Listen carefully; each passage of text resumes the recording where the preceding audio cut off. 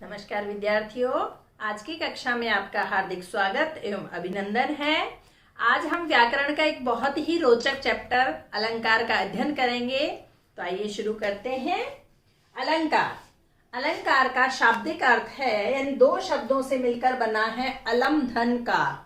अलम का अर्थ होता है सौंदर्य और कार का मतलब करने वाला, अर्थात सौंदर्य करने वाला। इसका तात्पर्य हुआ कि जो कविता रूपी कामिनी का सौंदर्य बढ़ा देता है, यानी कविता का जो सौंदर्य बढ़ाता है, सौंदर्य करता है, वो अलंकार कहलाता है। कविता कामिनी के सौंदर्य को बढ़ाने वाले आभूषण या धर्म अलंकार कहलाते हैं। रीतिकालीन कवि केशव ने कहा है, भूषण बिनु ना सुहावई कविता वनिता मित्र, यानी हे मित्र, कविता और वनिता, वनिता होता है स्त्री, और कविता यानी कविता और स्त्री दोनों ही आभूषण के बिना सुहाती नहीं है। अर्थात आभूषण के पहनने के बाद या आभूषण धारण करने के बाद कविता और कामिनी दोनों का ही सौंदर्य बढ़ जाता है। अलंकार के भेद देखिए। अलंकार के दो भेद होते हैं, शब्दालंकार और अर्थालंकार। शब्दालंकार के अंतर्गत अनुप्रास, श्लेष, यमक, पुनरुक्ति प्रकाश और वक्रोक्ति आदि अलंकार आते हैं। तो आज हम सिर्फ शब्द अलंकार का अध्ययन करेंगे। अर्थ अलंकार के अंतर्गत देखिए, उपमा, रूपक, उत्प्रेक्षा, भ्रांतिमान, अतिशयोक्ति और मानवीकरण आदि। यानी अलंकार तो और भी बहुत सारे हैं, लेकिन महत्वपूर्ण अलंकारों का मैं आपको अध्ययन करवाऊंगी, उनके बारे में जानकारी दूंगी। अनुप्रास, वर्ण का क्रमिक विन्यास या एक वर्ण की आवृत्ति से सौंदर्य उत्पन्न हो। अर्थात कविता में जहां कहीं एक वर्ण बार बार आता है, यानी वर्ण रिपीट होता है, वर्ण की आवृत्ति होती है, और उसके द्वारा जो सौंदर्य उत्पन्न होता है उसे हम अनुप्रास अलंकार कहते हैं। उदाहरण देखिए, चारु चंद्र की चंचल किरणें खेल रही थी जल थल में। चारु चंद्र, चा वर्ण की आवृत्ति देखिए, कितना सुंदर प्रयोग यहाँ किया गया है, और चा वर्ण की आवृत्ति से यहाँ अनुप्रास अलंकार का सौंदर्य उत्पन्न हुआ है। अगला उदाहरण देखिए, आपने बहुत सुना होगा इस पंक्ति को, रघुनंद आनंद कंद कौशल चंद दशरथ नंदनम। इसमें देखिए, रघुनंद आनंद कंद कौशल चंद, इसमें दा की आवृत्ति हो रही है। इससे बहुत ही चमत्कार उत्पन्न हुआ है, सौंदर्य बढ़ गया है इस पंक्ति का। उसके बाद अगला उदाहरण देखिए, तरनी तनुजा तट तमाल तरुवर भौछाए। इसमें त वर्ण की त और त वर्ण की आवृत्ति हुई है, जिससे सौंदर्य उत्पन्न हुआ है। आगे देखिए, दूसरा अलंकार यमक अलंकार। यमक शब्द का अर्थ होता है जोड़ा। यमक यानी जोड़ा या युग्म होता है, अर्थात शब्द की आवृत्ति हो, लेकिन अर्थ हर बार उसका बदल जाना चाहिए, अलग होना चाहिए। इसके लिए एक पंक्ति मैं आपको बताना चाहूंगी, वह शब्द पुनि पुनि परई अर्थ भिन्न ही भिन्न। यानी वही शब्द पुनि पुनि यानी बार बार पढ़ता है, मीन्स आता है, और अर्थ भिन्न ही भिन्न, अर्थात उसका अर्थ हर बार अलग होता है। उदाहरण देखिए, कनक कनक ते 100 गुनी मादकता अधिकाय, इही खाए बोराए जग उही पाए बोराए। अर्थात इसमें कनक कनक रिपीट हुआ है, कनक की पुनरावृत्ति हुई है। दो कनक हैं, पहले कनक का अर्थ सोना है और दूसरे कनक का अर्थ धतूरा है।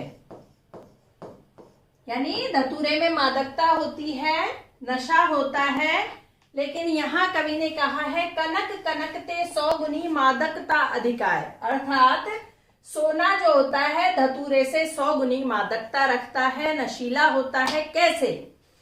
इही खाए बोराए जग उही पाए बोराए। अर्थात धतूरे को तो खाने से व्यक्ति बोराता है, अर्थात पागल हो जाता है, नशे में हो जाता है, और धन को तो प्राप्त करने मात्र से, सोने को प्राप्त करते ही व्यक्ति पगला जाता है, बोरा जाता है। अगला उदाहरण देखिए, तो पर वारों उर्वशी सुन राधिके सुजान, तू मोहन के उर्वशी है उर्वशी समान। ये कवि बिहारी का दोहा है, बहुत ही सुंदर दोहा है। इसमें राधिके का यानी राधा का माननीय नायिका के रूप में वर्णन किया है। एक बार कृष्ण किसी की तारीफ करते हैं अन्य गोपी की, तो राधा जी रूठ जाती हैं, नाराज हो जाती हैं। तो उन्हें मनाने के लिए कृष्ण ये कहते हैं, तो पर वारों उर्वशी। पहली जो उर्वशी शब्द है इसका मतलब है एक अप्सरा। इंद्र की एक अप्सरा का नाम उर्वशी है, उसके लिए आया है। तो पर वारों उर्वशी सुन राधिके सुजान, तू मोहन के उर्वशी। उर में बसना, यानी इसको अलग कर देंगे तो इसका मतलब क्या हुआ, हृदय में बसना।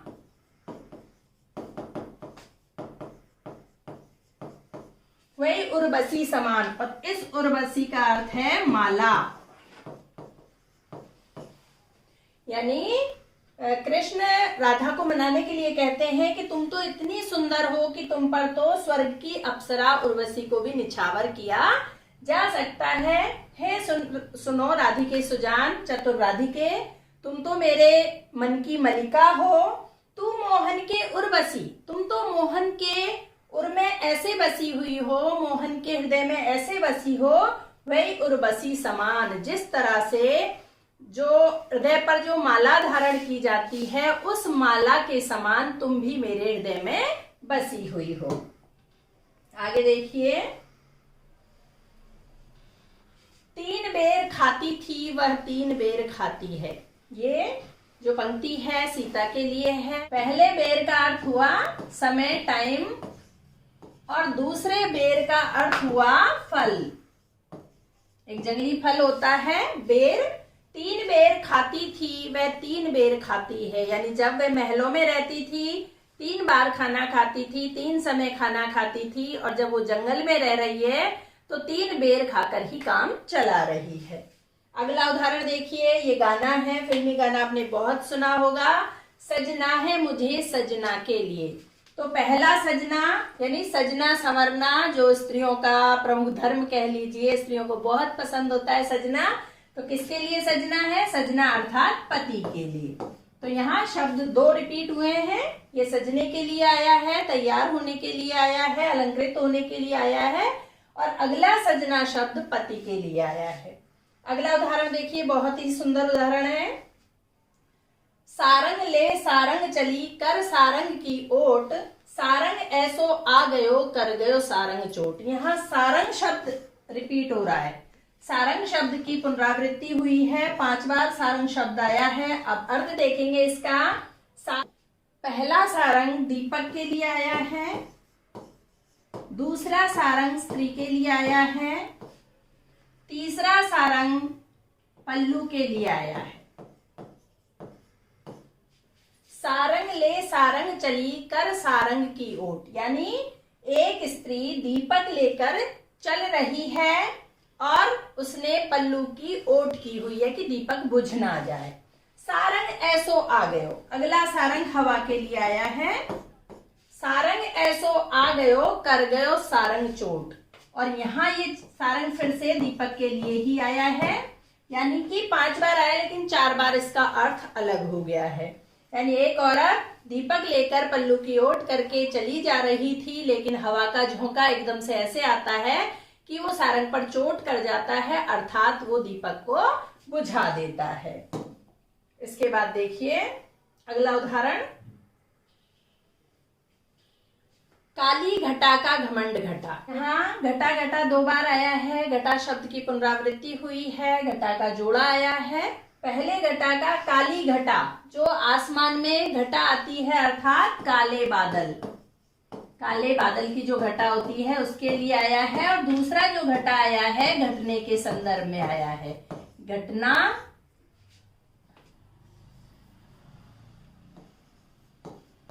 घटना या कम होना, कम होना भी कह सकते हैं ना, यानी काली घटा का घमंड घट गया, कम हो गया।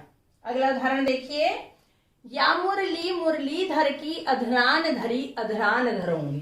देखिए अधरान शब्द रिपीट हुआ है इसमें, अधरान और यहाँ अधरान अलग अलग है, ठीक है।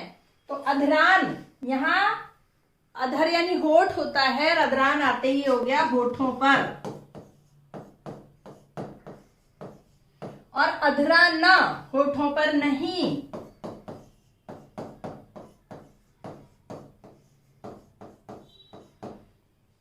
इसमें रसखान का सवैया है, उसकी ये पंक्ति है। इसमें एक गोपी दूसरी गोपी से कृष्ण का स्वांग रचने को कहती है और वो गोपी खुशी खुशी उसको स्वीकार कर लेती है कि मैं कृष्ण का रूप धारण करूंगी, लेकिन मेरी एक शर्त है कि ये जो मुरली है, जिस मुरली को कृष्ण अपने होठों से लगाया करते थे, उस मुरली को मैं अपने होठों पर नहीं रखूंगी। क्योंकि जब मुरली कृष्ण के पास होती थी तो वो गोपियों पर ध्यान नहीं देते थे, इसलिए गोपियां मुरली से सौतिया डाह रखती हैं, यानी उसे सौतन की तरह देखती हैं, उससे जलती हैं। इसलिए गोपी कहती है कि जिस मुरली को कृष्ण अपने होठों पर रखते थे उसको मैं अपने होठों पर नहीं रखूंगी। आगे देखते हैं, श्लेष अलंकार देखते हैं। श्लेष का शाब्दिक अर्थ होता है चिपकना, यानी एक शब्द में कई अर्थ चिपके हुए हों। एक शब्द के कई अर्थ जहां निकलते हों उसे हम श्लेष अलंकार कहते हैं। जैसे उदाहरण देखिए, कदली सीप भुजंग मुख स्वाति एक गुण तीन। स्वाति यानी बूंद, बूंद एक है। और अगली लाइन इस दोहे की है, जैसी संगति बैठिए तैसो ही फल दी। यानी कि जब स्वाति नक्षत्र की एक बूंद कदली पर यानी केले पर गिरती है तो वो कपूर बन जाती है। जब वो सीप पर गिरती है तो मोती बन जाती है। और जब भुजंग अर्थात सांप के मुंह में गिरती है तो विष बन जाती है। तो यानी एक स्वाति एक बूंद है, इसमें भी तीन अर्थ इसके अलग अलग हैं। अगला उदाहरण देखिए, रहीमदास जी का दोहा है, रहीमन पानी राखिए बिन पानी सब सून, पानी गए न उबरे मोती मानस चून। तो यहाँ पानी शब्द है, इस पानी के तीन अर्थ हैं। जब इस पानी को मोती के संदर्भ में देखेंगे तो चमक अर्थ निकलेगा। इसी पानी को जब मनुष्य के संदर्भ में देखेंगे तो इज्जत अर्थ निकलेगा। और जब इसको चून के संदर्भ में हम देखेंगे तो जल अर्थ निकलेगा। अर्थात पानी शब्द के साथ ही तीन अर्थ जुड़े हुए हैं, तीन अर्थ चिपके हुए हैं। रहीमदास जी कहते हैं कि पानी के बिना सब सून है। यदि मनुष्य की इज्जत चली जाए तो सब बेकार है, मोती की चमक चली जाए तो बेकार है।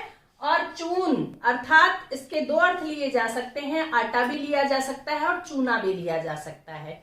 चूना जिससे मकान बनाते थे, बिना पानी के वो किसी काम का नहीं होता। वैसे ही आटा हो और बिना पानी के आटे को हम सीधे खा नहीं सकते हैं, अर्थात जल के बिना उसका भी कोई महत्व नहीं रह जाता है। अगला उदाहरण देखिए, सुबरन को ढूंढत फिरत कवि कामी और चोर। यहाँ सुबरन शब्द है, इसके तीन अर्थ हैं। कवि के संदर्भ में इसको जब देखेंगे तो इसका सुवर्ण यानी अच्छे सुंदर अक्षर वर्ण। फिर सुबरन को जब कामी के अर्थ में देखेंगे तो सौंदर्य। और चोर के संदर्भ में जब सुबरन को देखेंगे तो इसका अर्थ निकलेगा स्वर्ण अर्थात धन।